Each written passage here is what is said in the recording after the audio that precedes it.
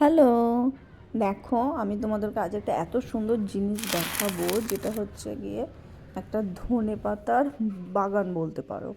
এটা একটা গামলার মধ্যে আমি কিছুটা ধনেপাতা এইভাবে মানে ধনের বীজ আমি ছিটিয়ে দিয়েছিলাম, তো এইরকমভাবে এসছে, মানে হয়েছে আর কি। তো তোমরা দেখো, যদি এরকমভাবে যদি করা যায় তো ধনেপাতা কিনে খাওয়ার কোনো প্রয়োজনই নাই। মানে আমরা খুব সুন্দরভাবে বাড়িতেই তৈরি করতে পারি আর কি ধনেপাতা।